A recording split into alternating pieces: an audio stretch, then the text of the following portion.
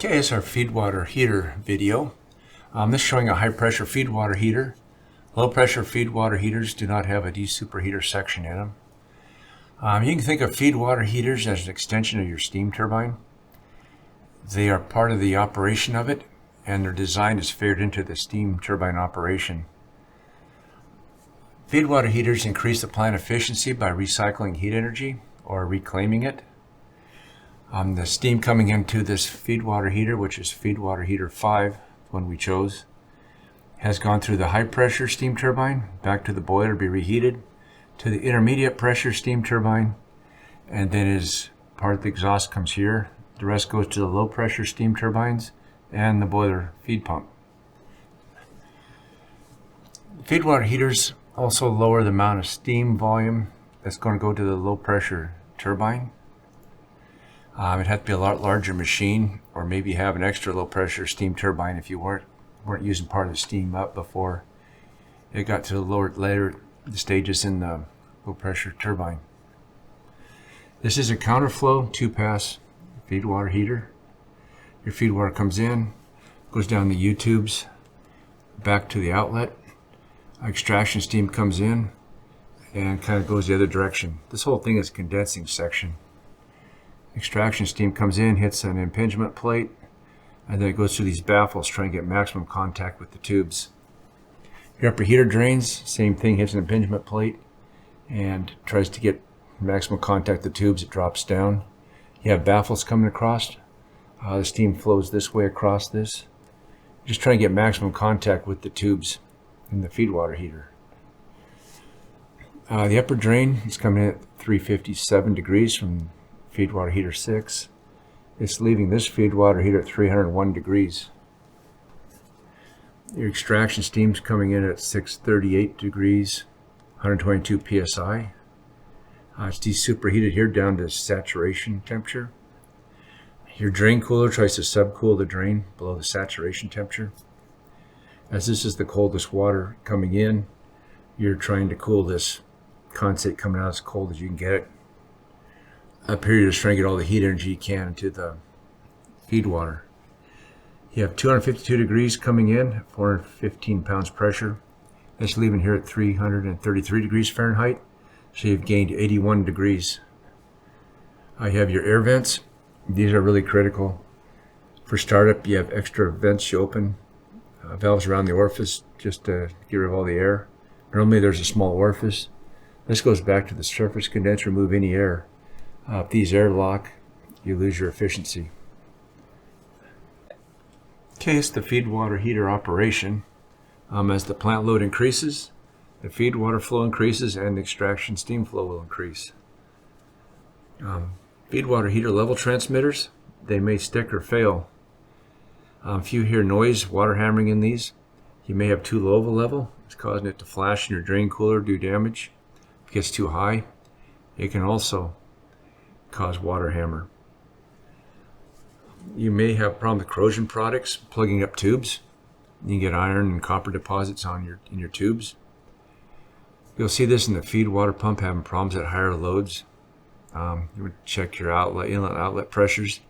All these pressures and temperatures you want to track, have records of it, so you can tell if the feed water heater is degrading or there's something wrong in the system. If the BTV will not open up here, it's possible this is flooded. You may have a level transmitter shows normal. It may be full of water up to here. Open the drains, try and drain this thing. Hit the feed water, hit the feed water transmitter. They're usually afloat inside of a tube. Sometimes they will stick, especially if they've been water hammered. So you never water hammer a feed water heater. You always want to have your water on first before you admit steam. You want to open the out discharge valve first before you open the inlet valve. It keeps the water from coming here slamming it as hard. And you want to vent the air out of these well before you put it in service. You want no leaks.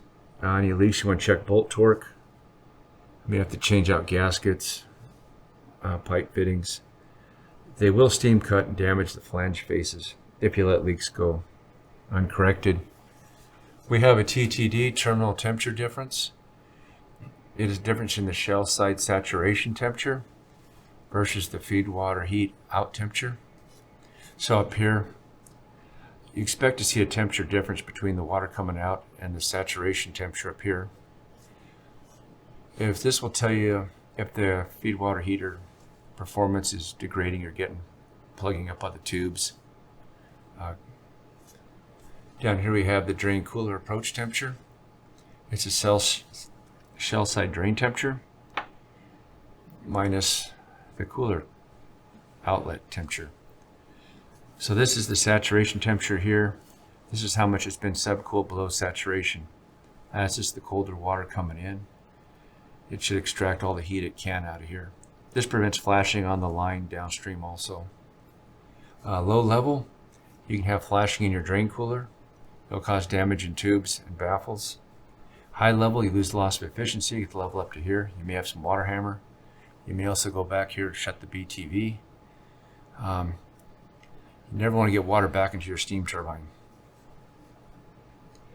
If you take heaters out of service, you do not want to exceed the turbine generator rated output.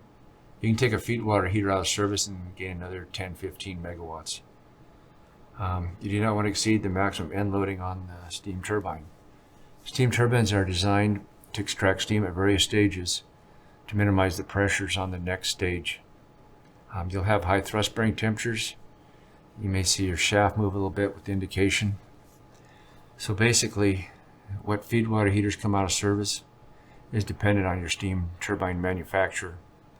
It'll be listed in the steam turbine book how many exchangers can come out, how much load you have to decrease, what you have to pay attention to. Normally Feedwater heaters are vessel sits there nobody pays much attention to. But big thing, if they make noise that they aren't supposed to, check levels.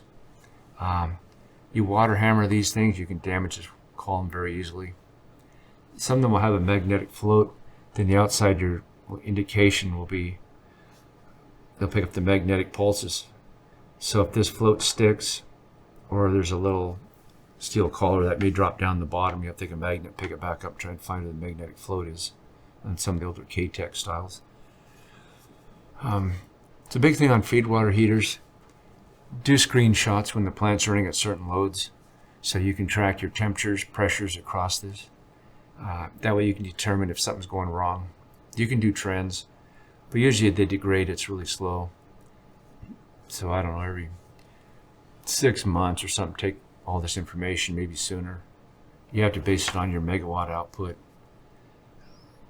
That way you'll have an indication if you're getting buildup in the tubes, problems in the tubes. You also have tube leaks across these.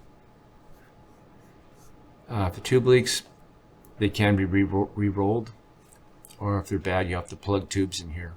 They'll let you plug so many tubes before you have to retube these things.